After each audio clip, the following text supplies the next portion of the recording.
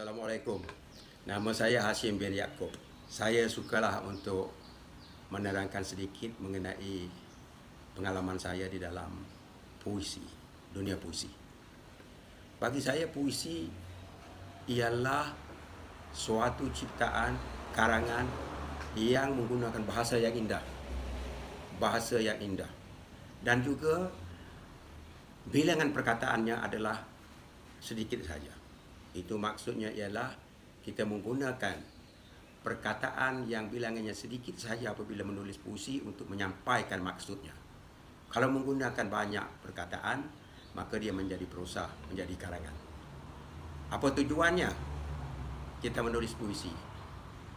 Pada pandangan saya lah, sebagai orang biasa, saya seorang saintis. Pada pandangan saya ialah pertama, puisi boleh menghiburkan. Kedua, puisi boleh menaikkan semangat kita. Puisi boleh membuat orang percaya kepada diri dia sendiri, keyakinan diri. Puisi boleh menyatakan perasaan terima kasih kita kepada seseorang, cinta kita kepada seseorang, kekuatan kita untuk mempertahankan negara pun juga.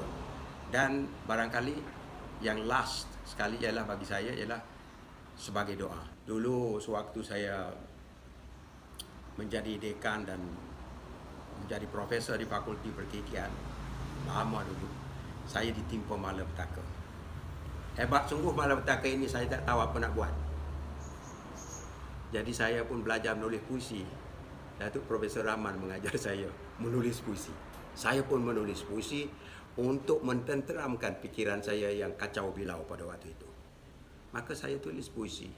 Dan selepas saya tulis puisi itu, saya mendapati bahawa saya lebih tenang. Sewaktu ditimpa malapetaka itu dulu, saya dapati bahawa ramai kawan-kawan saya meninggalkan saya. Sebab saya sudah tidak ada apa-apa lagi. Jadi kawan-kawan yang biasa ada itu tidak ada lagi bersama kita. Tetapi isteri masih ada. Anak-anak masih ada, ibu bapa masih ada. Maka saya untuk menenangkan hati saya dan juga untuk mengucapkan ribuan terima kasih yang tidak terhingga kepada isteri, yang walaupun apapun telah terjadi, tapi mereka dan dia masih bersama saya. Saya tulis satu puisi yang bertajuk Hutangku Seluas Laut Biru. Ini untuk menggambarkan betapa saya memujanya dan saya mengucapkan terima kasih di atas segala apa yang telah kita kongsi dan bersama. Bunyi macam ini puisinya. Sanjung pujiku kekasihku, tidak bisa kau dengar kalau kau pasang hanya telinga. Coba kekasihku, kau suluh dengan lampu matamu dari ujung kalbumu pada wajahku. Pasti kau temui, pasti kau temui cintaku setinggi awan biru. Sampai pun hujung waktu, takkan hakis kasihku.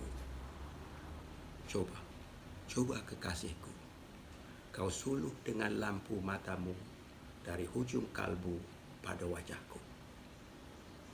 Pasti kau temu hutangku padamu seluas laut biru. Sampai pun hujung waktu, takkan terbayar aku.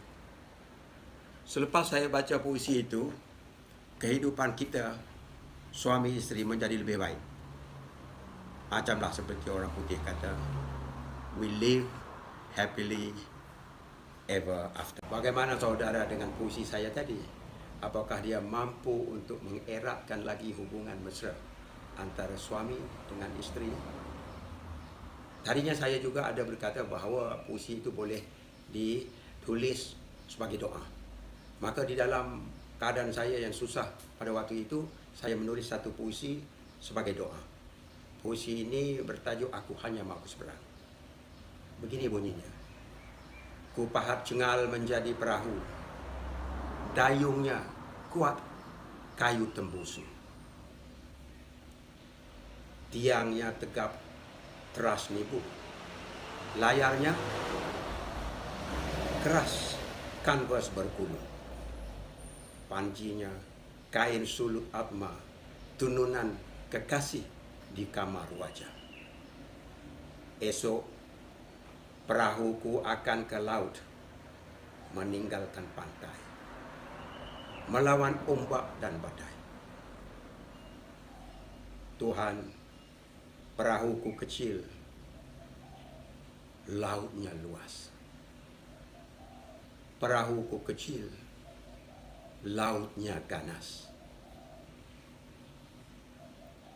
Tenanglah laut, kuala dan muara. Ombak jangan gila melanda. Tiuplah bayu pada layar kulaju. Dayung jangan patah, tiang jangan rebah, layar jangan rekah, perahu jangan pecah. Tuhan, ya Tuhan, aku hanya mau ke seberang. Tuhan, aku hanya mau ke seberang. Selepas saya tulis puisi itu, semangat saya menjadi lebih kental. Saya lebih bersemangat untuk menjalani kehidupan saya pada hari-hari hadapan. Dulu waktu saya menjadi pensyarah pada mula-mula awal dulu, pada umur saya 26, saya selalu gemetar untuk menghadapi pelajar-pelajar saya. Saya takut untuk naik pentas. Saya mempunyai stage fright, gementar pentas. Tetapi apabila saya mula menulis puisi dan mendeklamasikannya di pentas-pentas, maka saya tidak lagi takut untuk naik ke pentas. Saya mempunyai keyakinan diri. Saya sudah mempunyai perasaan tidak malu lagi, tidak gemetar lagi. Kalau dulu saya mempunyai stage fright, sekarang stage itu yang takut pada saya. Di dalam menulis puisi ini, saya juga suka untuk menulis puisi yang bertemakan kepahlawanan, yang bertemakan kepada pertahanan negara kita. Dan di dalam puisi ini, saya mendeklamasikannya bersama istri saya. Saya membaca puisi, istri membaca syair. Syair pun juga puisi. Dan kami membuat karya itu secara dekon. Deklamasi lakon. Berbusana penuh, busana Melayu, ada musik. Dekon ialah deklamasi lakon. Perkataan ini telah dipopularkan oleh Datuk Profesor Rahman Syahari. Sukalah saya nanti sekejap lagi untuk menunjukkan kepada saudara sekalian betapa puisi itu boleh menaikkan semangat kita, boleh membuatkan kita lebih cekal, lebih bersemangat, lebih berani, lebih mahu berjuang. Berjuang untuk apa? Berjuang untuk apa-apa saja. Berjuang untuk mempertahankan kedaulatan negara. Nah, saya akan tunjukkan satu dekon yang telah dipersembahkan oleh istri saya dan saya dengan bantuan pasukan pancaragam wayang kulit asli. Dan saya harap saudara sekalian akan bergembira menontonnya, dan saya berharap tengoklah, baca-bacalah, amatilah puisi, kerana dia boleh membantu kita, membuat semangat kita lebih kental. Terpulanglah, sama ada kita mahu menulis tentang kasih sayang, mempertahankan diri, menulis tentang bagaimana untuk menyelesaikan masalah. Sekian, Assalamualaikum warahmatullahi wabarakatuh. Nah, slide-nya. Kalau Selat Malaka kita diterjah, musuh membedil dan kubu kita dikepung. Andalah benteng negara, penyanggah pengangkara murka.